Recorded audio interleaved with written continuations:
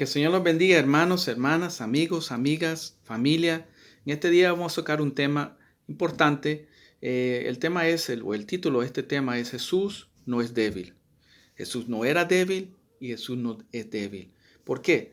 Porque tenemos que saber quién es el verdadero Jesús que habla la palabra de Dios, porque hay muchas malas interpretaciones.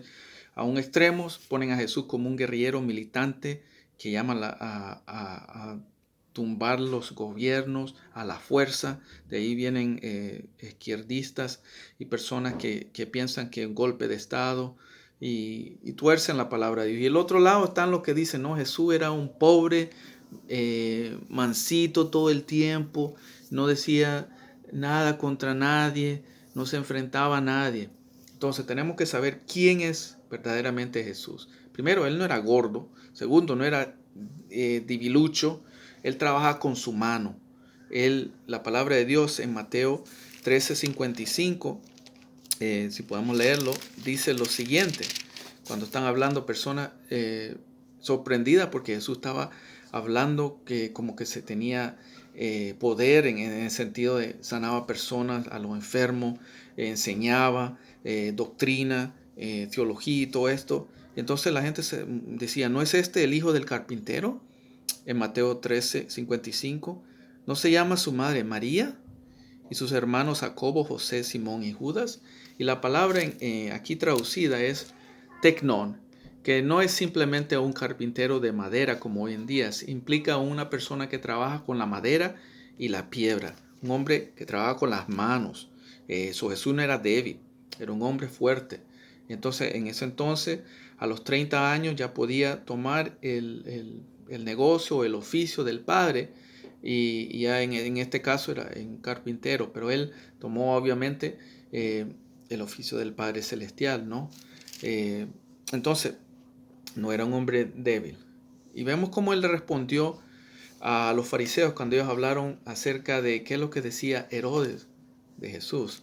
En Lucas 13, interesante porque hay personas que dicen, no, los cristianos no debemos meternos en la política en el sentido de hablar contra las injusticias, tranquilito. La injusticia a Dios nunca le ha gustado.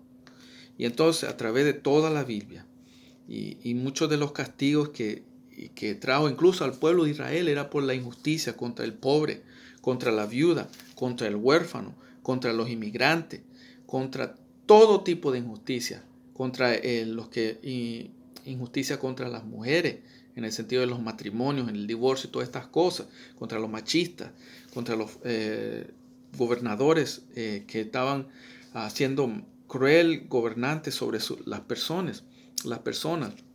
Entonces, ¿cómo le responde a Herodes? En Lucas 13:31 dice lo siguiente. Sigamos aquí, Lucas 13:31 en adelante. Los fariseos, aquel mismo día llegaron unos fariseos diciéndole, sal y vete de aquí porque Herodes te quiere matar.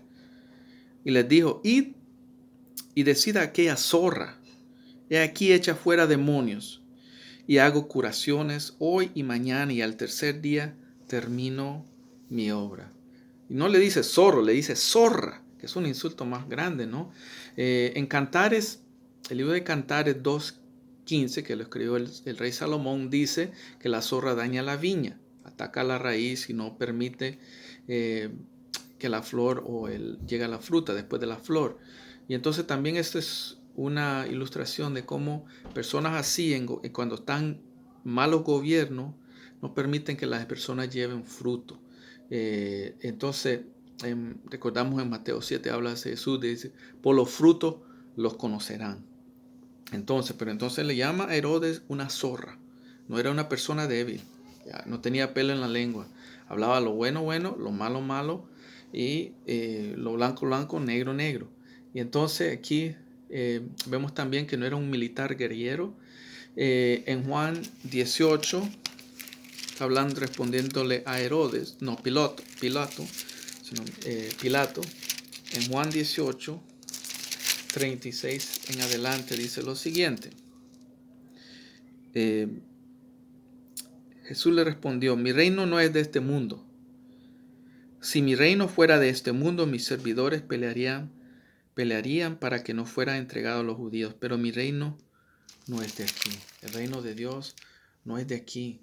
Tenemos, como dice en Filipenses 3:20, nuestra ciudadanía es del cielo y somos extranjeros. Aquí en Primera de Pedro 2:11, estamos pasajeros en esta tierra. Entonces Jesús sabía esto y él le dice aquí, pelearían por mí. Jesús no está queriendo personas que pelean por él. Él se puede defender. El Romanos 12:14 en adelante dice que mía es la venganza es de Dios. Entregamos en las manos del Señor la justicia. Entonces, vamos a ver, cuando se enfrentó Pedro con la espada en Mateo 26, para ver qué es lo que dice Jesús acerca de esto de violencia, de guerrillero. Mateo 26, del 52 en adelante, dice lo siguiente. Bueno, vemos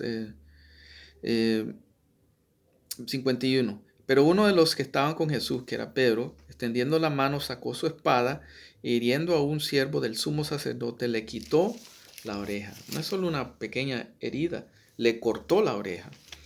Y entonces las personas que andaban alrededor de Jesús no eran débiles tampoco. Eran hombres fuertes, pescadores.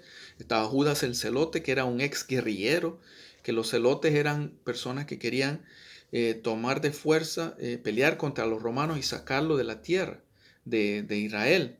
Pero sin embargo era un seguidor de Jesús. Y habían pescadores, hombres que trabajaban con las manos, eran fuertes, y Pedro era uno de estos. Entonces él le quitó la oreja. Entonces Jesús le dijo, vuelve tu espada a tu lugar, porque todos los que tomen espada a espada perecerán. ¿Acaso piensa que no puedo ahora orar a mi Padre y que Él no me daría más de 12 legiones de ángeles? Pero como entonces se cumplirán las escrituras de que es necesario que así se haga.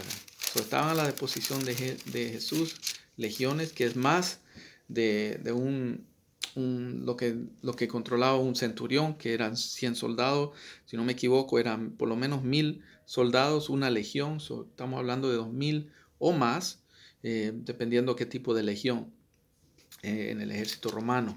Entonces, pero la venganza es del Señor. Él no era este tipo de guerrillero que a la fuerza estaba cambiando las cosas. También aclara esto de lo que es la revolución que él trajo, porque sí era un revolucionario, porque traía ideas revolucionarias diferentes a lo que estaba establecido en ese entonces. Pero, ¿qué tipo de revolución él trajo? En Lucas 17:20 los fariseos les preguntando por los fariseos, ¿cuándo había de venir el reino de Dios? Le respondió y dijo, el reino de Dios no vendrá con advertencia, ni dirán helo aquí o helo allí, porque aquí el reino de Dios está entre vosotros. La revolución más grande que Jesús trajo a esta tierra es poder perdonar de pecados, perdón de pecado, de poder cambiar el corazón de piedra a corazón de carne, transformación interna, a que los frutos las personas puedan cambiar, a pedirle perdón a Dios, a poder trabajar con la humanidad en el sentido de amar al prójimo. Y eso es el cambio que trajo, para que no había injusticia, la gente pueda ayudar al pobre, a la viuda, a los huérfanos, a todo tipo de injusticia. Y entonces ese es el reino dentro, no es a la fuerza. Y entonces también tenemos cómo se enfrentó contra los religiosos y los que tenían títulos de sabios, de escribas, de los que controlaban. Ya vimos cómo él habló con Herodes. Vamos a ver brevemente, porque hay muchas partes que tenían entroncamiento con los fariseos, los escribas, los que interpretaban la ley, los que estaban en autoridad religiosa también. Mateo 23, si podemos ponerle un título a ese capítulo, es el capítulo de los hipócritas, porque así le llama. Guías ciegos, le llama víboras en otra parte, sepulcros blanqueados. Entonces son insultos, víboras en otra parte, igual que Juan el Bautista también le dice esto. Mateo 23, entonces el capítulo de hipócritas. Hay de los escribas y fariseos. Vamos a algunas de las cosas, dice el 23. Así que todo lo que os digan que guardéis, guárdalo y hacedlo, mas no hagáis conforme a sus obras, porque dicen y no hacen. Así enseñaba él claramente. Mira, ellos te dicen hacer esto, hazlo, pero no los copias lo que ellos dicen, porque ellos no lo hacen. Y vemos mucha injusticia, especialmente en los gobiernos, incluso en las iglesias. Personas que tienen títulos te dicen, hacer esto, y no lo hacen, no son ejemplos. Pero nosotros tenemos que hacer lo que dicen cuando esto está de acuerdo con la palabra de Dios. Siempre cuando está con el acuerdo de la palabra. Y entonces dice, porque atan cargas pesadas y difíciles de llevar y las ponen sobre los hombres y de los hombres, pero ellos ni con un dedo quieren moverlas. Entonces todo esto, este capítulo llama a estas cosas. Vamos a ver más adelante, el versículo 14 también dice, hay de vosotros, escribas fariseos, hipócritas. El 15, hipócritas, también le llama ahí. El 16, guías ciegos, insensatos y ciegos, el 17. Todas estas cosas, él no le gustaba estas injusticias, y así lo llamaba. Entonces, a los religiosos, nadie se escapaba cuando él llamaba a estas personas, tipo de personas así. Él no tenía pelo en la lengua, él no era una persona débil, era una persona fuerte. Llamaba todo lo malo malo y lo bueno bueno. Entonces, vamos a ver otro ejemplo. La parte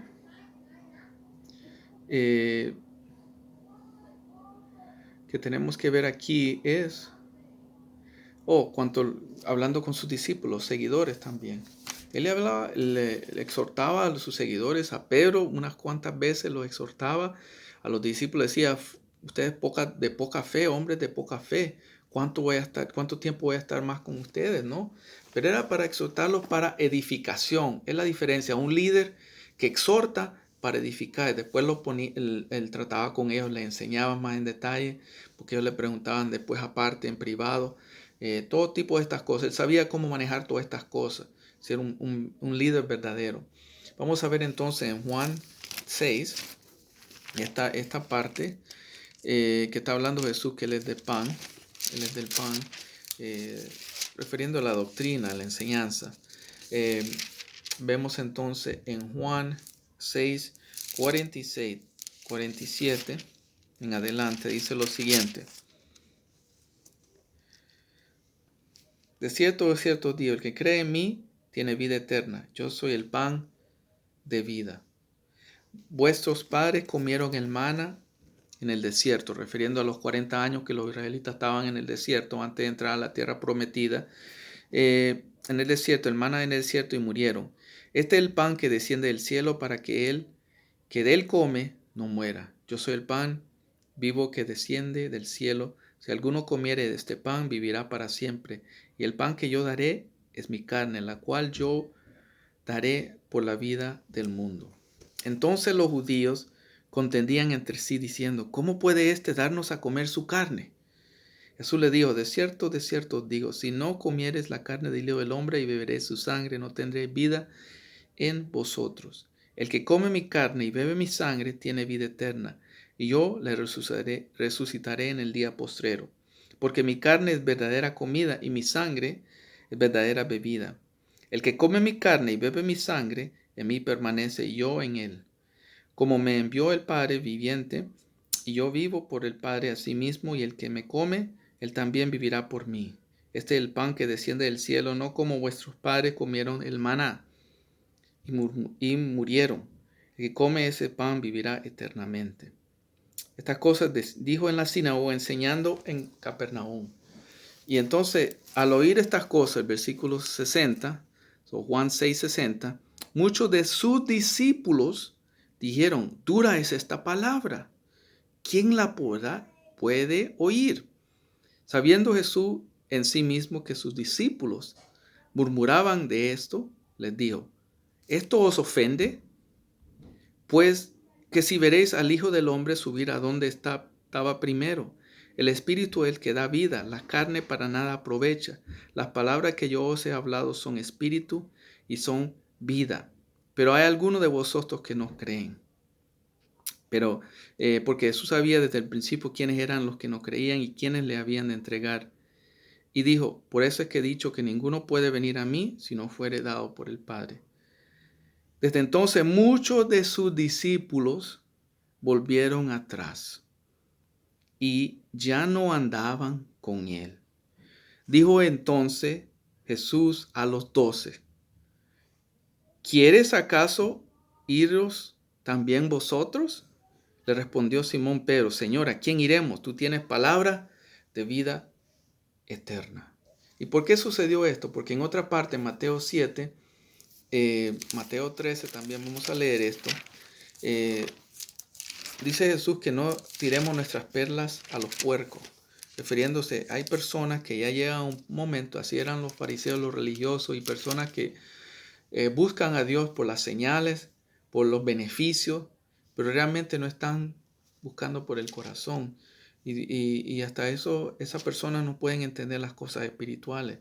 Y entonces, aquí en Mateo 13, Jesús dice, Mateo 13, 13, por eso les habló por parábolas a este tipo de personas, porque viendo no ven y oyen no oyen, ni entienden, de manera que se cumple en ellos la profecía de Isaías que dijo, de oído oirás y no entenderéis, y viendo veréis y no percibiréis, porque el corazón de este pueblo se ha engrosado, y con los oídos oyen pesadamente, y han cerrado sus ojos para que no vean con los ojos, y oigan con los oídos, y con el corazón entiendan y se conviertan, y yo los sanaré.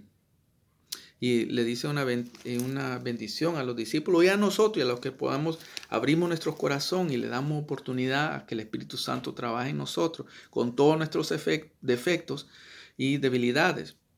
Versículo 16, Mateo 13, 16. Pero bienaventurados vuestros ojos porque ven y vuestros oídos porque oyen. Qué hermosa esta bendición. Porque de cierto os digo que muchos profetas y justos desearon ver lo que veis y no lo vieron, y oír lo que oís y no lo oyeron.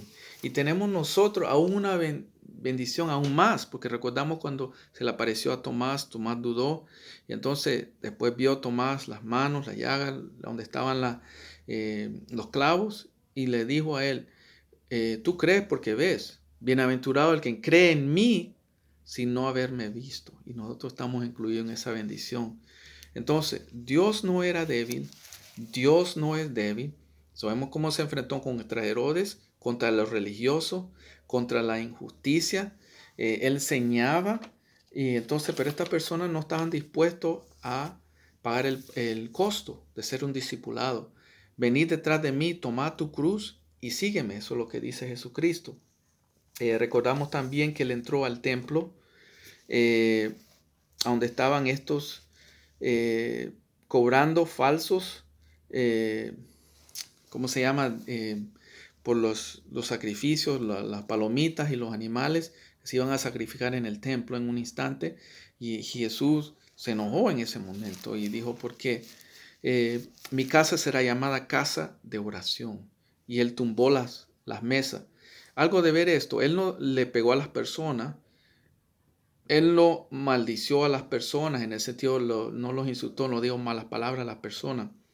Él se enojó, él les dio la palabra de Dios, tumbó las mesas donde estaba la injusticia, y la injusticia es que las personas estaban cobrando injustamente más por los sacrificios. Entonces, por lo menos si una palomita valía $5, ellos le estaban cobrando a los pobres $10, para decir, ¿no? Y vemos una injusticia en muchos países alrededor del mundo que sucede estas cosas.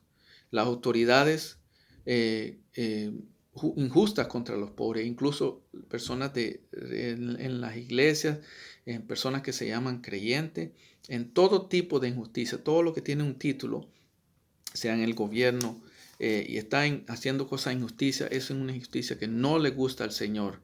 Y entonces Jesús en eso se enojó, pero no pecó en el sentido que no estuvo usando malas palabras, no golpeando a las personas. Él tumbó las mesas donde estaba la cosa injusta cometida y habló la palabra. Mi casa será casa de oración. En otro instante, eh,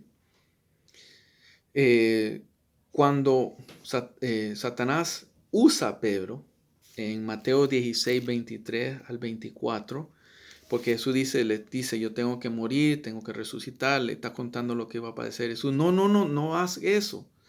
¿Y cómo le responde Jesús? A Pedro, uno de los discípulos cercanos, estaba Juan, Santiago y Pedro, los tres más cerca de Jesús que tuvo tiempo enseñándole. Entonces vamos a ver Mateo 16, 23 al 24. Entonces, un amigo verdadero no va a tener miedo a decirle a un amigo cosas así cuando estás incorrecto, como Jesús. Esta es una señal de un buen amigo que te dice las cosas, nos dice las cosas a la cara como son. Debemos estar agradecidos cuando tenemos amistades, los que están casados, que estamos casados, cuando nuestra pareja nos corrige, aunque sea difícil muchas veces, de tomarlo es bueno. Hierro corrige hierro. Hay un proverbio que habla de esto. O afila, un hombre afila a otro hombre a través como hierro. Mateo 16, 23 en adelante. ¿Qué le dice a Pedro? Pero él volviéndose dijo a Pedro, quítate delante de mí. Estaba refiriéndose al demonio que estaba, a Satanás usando a Pedro. No era solo cualquier demonio, era Satanás mismo. Quítate delante de mí, Satanás, me eres tropiezo, porque no pones la mirada en las cosas de Dios, sino en las de los hombres. Wow, qué fuerte eso. Eso no es unas palabras de una persona débil, una persona que tiene carácter, que tiene integridad, una persona que llama lo malo malo y entonces no se influencia para cambiar lo malo malo o lo bueno a lo que es bueno a cambiarlo a malo o lo bueno a malo o viceversa. Entonces ya hablamos acerca de que él lloró la muerte de su amigo Lázaro en Juan 11:35, el versículo más corto de la Biblia. Jesús lloró, tenía compasión. En otra parte habla acerca de Jesús, vio una viuda que estaba enterrando su único hijo. Y dice esa parte que Jesús tuvo compasión de esa viuda. Y entonces oró por el hijo y lo resucitó. Porque sabía que esa viuda necesitaba la ayuda del hijo. Él trabajaba para comer y cosas para ayudar a la madre. Entonces Dios es justo, Dios es compasión, Dios es amor, pero Él no le gusta la injusticia para nada. Y entonces sacó los llorones para hacer el milagro. Recordemos que cuando Jesús quería hacer un milagro, vamos a ver esta parte interesante también. Si no me equivoco, está en Juan 8. Es muy importante. Jesús no es débil. Y es un poquito más largo este estudio, pero muy importante. Porque quizá no se lee tan a profundidad todas las cosas. ¿Quién es Jesús? Es muy importante quién es Jesús para nosotros. Vamos a ver esta parte.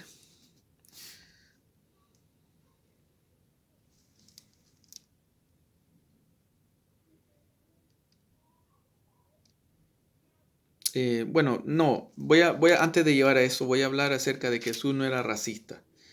Y se mira en muchas partes. La primera parte que vamos a ver, él hacía milagros, él miraba el corazón. Aquí en Juan 8, 39, dice lo siguiente. Nuestro padre es Abraham. Jesús le dijo, si fuese hijo de Abraham, las obras de Abraham haréis. Pero, estamos viendo cómo se enfrentó a los fariseos, cómo los llamó, que no tenía pelo en la lengua. Hijo de Abraham, las obras de Abraham haréis. Pero ahora procuráis matarme a mí, hombre, que os he hablado la verdad, la cual he oído de Dios. No hizo esto Abraham. Vosotros hacéis la obra de vuestro padre. Entonces le dijeron, nosotros no somos nacidos de fornicación, un padre tenemos que es Dios. Jesús entonces le dijo, si vuestro padre fuese Dios, ciertamente amaréis, porque yo de Dios he salido y he venido, pues no he venido de mí mismo, sino que me he enviado. ¿Por qué no entendiste mi lenguaje? Porque no podéis escuchar mi palabra. Vosotros sois de vuestro padre el diablo. Los deseos de vuestro padre queréis hacer. Él ha sido homicida desde el principio y no permanecido en la verdad, porque no hay verdad en él. Cuando habla mentira, de suyo habla, porque es mentiroso y padre de mentira. Aquí los llama hijos del diablo. Son muchas veces cuando uno puede utilizar esta palabra, pero ojo con esto. Esto es dirigido a los religiosos, a los que se saben supuestamente la ley y están tratando de hacer injusticia. A esa persona, en esta parte, Jesús le dio hijos del diablo. ¿Por qué? Entonces, esto no es una persona y una persona débil. Ya hemos visto cómo se enfrentó con Herodes, con los escribas, aún con los discípulos, cómo le exhortaba, le hablaba a la cara a cara, al amigo Pedro. Entonces, esta es la persona. Jesús no era débil, no es débil, es un hombre fuerte, es un Dios fuerte. Y ese es el Dios que nosotros servimos, un Dios que tenemos que tener reverencia, tenemos que tener temor, tenemos que buscarlo y no temer, porque Él es mayor, el que está en nosotros que el que está en el mundo. Muy importante entonces. Él no le gusta el legalismo. Muchas veces tuvo mucho enfrentamiento con los fariseos porque ellos ponían leyes humanas como si eran leyes de la Biblia. Y entonces él incluso llamaba la rectitud, dice, si nuestra rectitud no sobrepasa lo de los escribas, no podemos entrar al reino de los cielos. ¿Y por qué? Porque ellos tenían apariencia, eran que por verse por las personas, que oraban, que daban, y entonces, pero sus corazones estaban sucios. Y entonces Dios mira el corazón. Eso es lo que bueno. Entonces esto del racismo, él cuenta la historia del samaritano en Lucas 10, 25 al 37, dando un ejemplo. A la samaritana en Juan 4, va a predicarle y ella es la que predica en el pueblo donde estaba. Dios compartió las buenas nuevas con ella. Recordamos que hizo un milagro con la hija, eh, de la cananea, con el centurión romano, sanó a su siervo. Todo esto te encontramos Marcos 5:21, Lucas 7, Mateo 15. Todas estas cosas muy importantes. Él también no era un machista. Vemos en Lucas 8, que en ese entonces, incluso cuando había machismo en esos tiempos, en Lucas 8:1 dice, aconteció después que Jesús iba por todas las ciudades y aldeas, predicando y anunciando el evangelio del reino de Dios, y los 12 con él, versículo 2.